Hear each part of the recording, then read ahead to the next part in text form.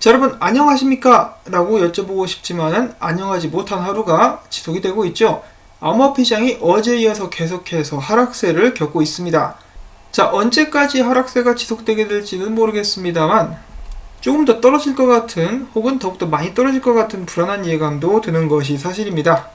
자, 그럼에도 불구하고 리플사와 XRP에 관련된 소식들 오늘도 몇 가지가 나왔습니다. 들어보시면은 이제 나름 그렇게 나쁘지만은 않은 소식들이다 라고 생각을 하실 것 같아요. 사실은 좋은 소식들이 많이 있습니다. 근데 지금 떨어지고 있어가지고 좀 눈치가 보이네요. 자, 그러면 첫 번째 소식부터 바로 보도록 하겠습니다. 연방준비제도에서 빠른 지불을 위해 진행하는 프로젝트가 있었죠. Fast Payment Task Force라고 하는 것인데 여기 위원회에 이제 리플사의 크레이그 드위시가 새롭게 들어가게 되었다라고 합니다. 자, 크레이그 드위시 같은 경우는 최근에도 관련된 소식이 나왔었는데 작년에 음악가들을 위한 플랫폼 송스를 출시를 시켰죠. 이 송스에서는 XRP와 인터레지를 통해 가지고 작곡가들이나 가수들이 파일을 올리게 되면은 사람들이 XRP를 주고 그것을 구매를 할 수 있게 되고 그 구매에 관련된 모든 수익은 100% 창작자에게 돌아가는 그런 플랫폼이었었고 그에 의해서 최근에는 마찬가지로 XRP와 인터레지를 활용한 이커머스 플랫폼을 만든다라고 해가지고 또 한번 주목을 받았었습니다. 그래서 한마디로 열심히 개발을 하는 개발자라고 볼 수가 있겠는데요. 이 사람이 이번에 Fast Payment Task Force의 위원회 일원으로서 들어가게 됐다라는 것입니다.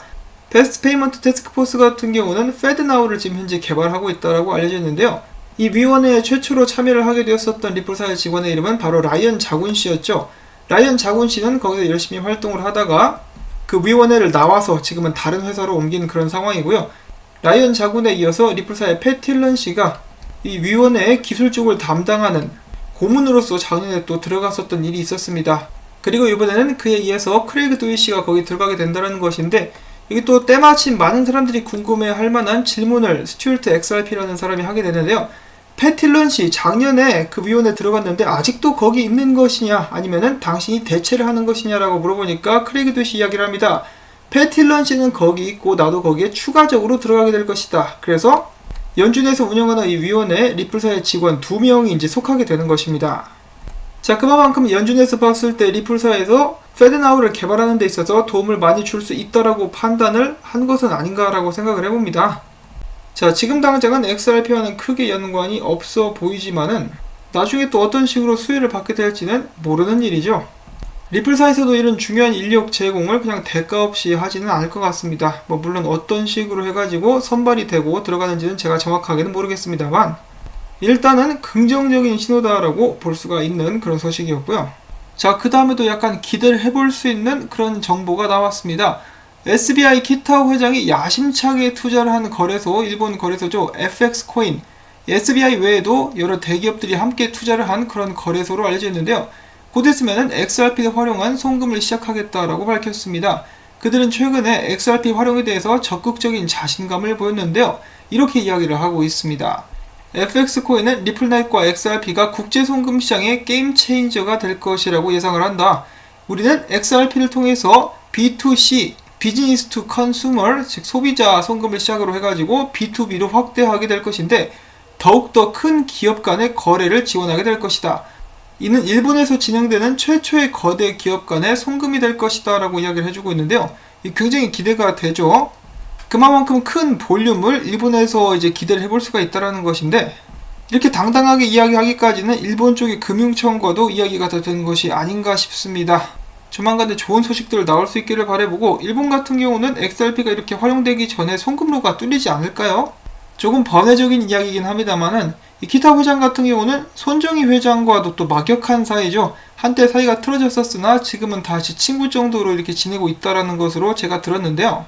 손정희 회장 같은 경우는 최근에 좀 많이 죽쓰고 있다라고 기사가 많이 나왔었습니다. 키타오 회장이 하는 이 사업은 그러니까 리플사와 XRP를 활용한 이 그의 계획은 잘 될 수 있을 것인지 이제 꼭 잘 됐으면 좋겠습니다. 그래서 나중에 손정희 회장도 이제 기타 회장한테 그 요즘에 리플사랑 XRP 관련된 사업 해가지고 잘 나간다며 나도 좀 끼워줘 이런 식으로 해가지고 같이 소프트뱅크와의 협약도 이어질 수 있으면 얼마나 좋을까라는 생각을 해보면서 이 다음 소식도 넘어가 보도록 하겠습니다. 자, 최근에 리플사의 IPO, 이 기업 공개에 관련된 소문들이 돌고 있습니다. 5월 며칠 날 확정이 된 상태이고 발표가 나게 될 것이다. 이런 식으로 이야기가 나오고 있는 것인데요. 아직까지 공식적으로 발표한 것은 하나도 없습니다. 다만 사람들이 관심을 갖고 이야기를 하고 있는 것이 바로 이 에쿼리젠이라는 곳에서 리플사의 주식에 대해서 이야기를 하고 있다는 것인데요. 이것은 제가 전에도 다뤘었던 그런 부분이기도 합니다. 그 전부터 리플사의 주식 구매는 사실상 가능했었습니다. 이 비상장 주식이어가지고 여러가지로 위험이 따르고, 또한 구매를 할 때 기본 투자 금액이 이제 굉장히 크다라는 거, 10,000불이었는지 20,000불이었는지 제가 잘 기억이 안 나지만은 기본 투자 금액도 상당했었고 수수료도 꽤 컸었던 것으로 기억을 합니다.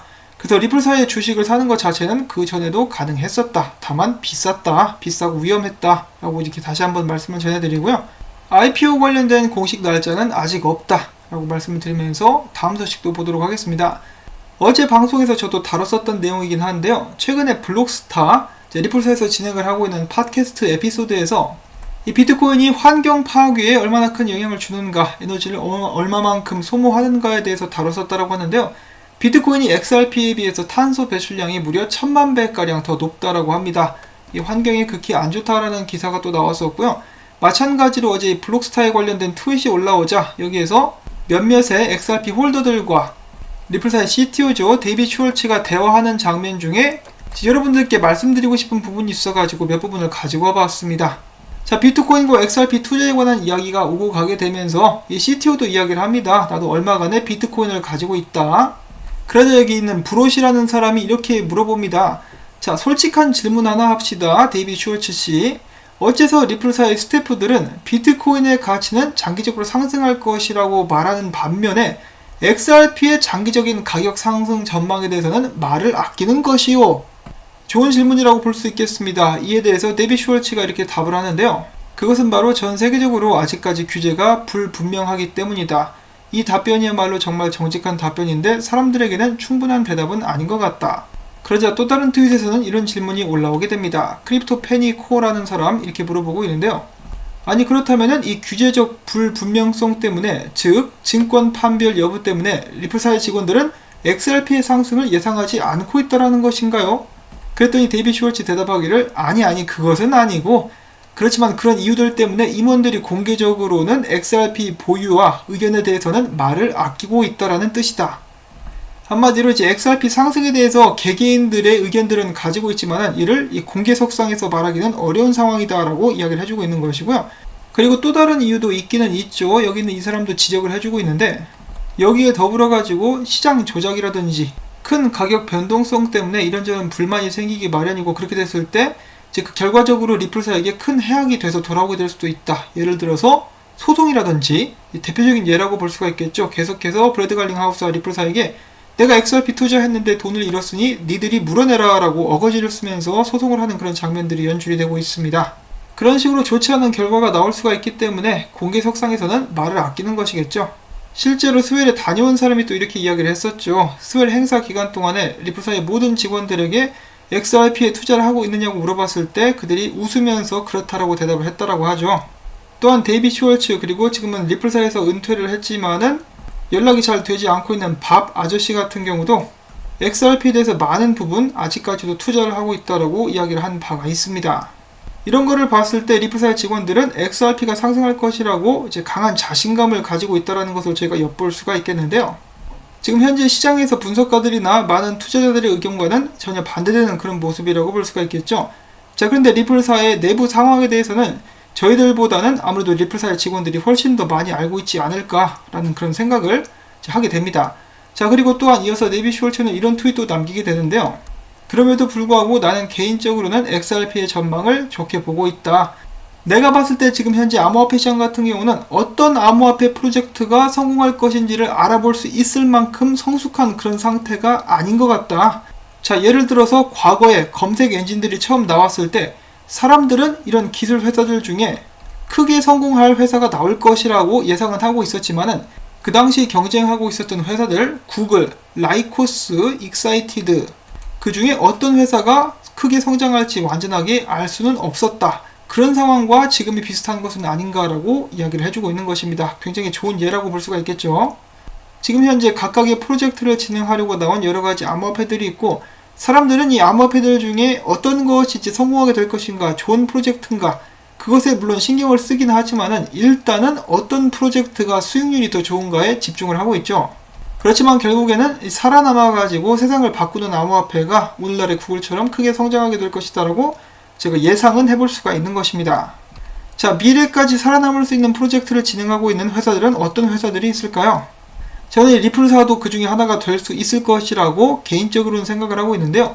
뭐 다른 예를 들어보자면은 실사용량가 증가하고 있는 체인링크라든지 비체인 같은 경우도 좋은 예라고 볼 수가 있겠죠. 아이오타 같은 경우도 그렇고 이더리움은 뭐 말할 것도 없고요. 물론 제가 지금 여러분들께 그 코인에 투자하시라고 말씀드리는 것이 아니기 때문에 절대로 오해는 하지 마시길 바랍니다. 자, 사람들이 흔히 이런 말들을 하곤 하죠. 강한 자가 살아남는 게 아니라 살아남은 자가 강한 것이다.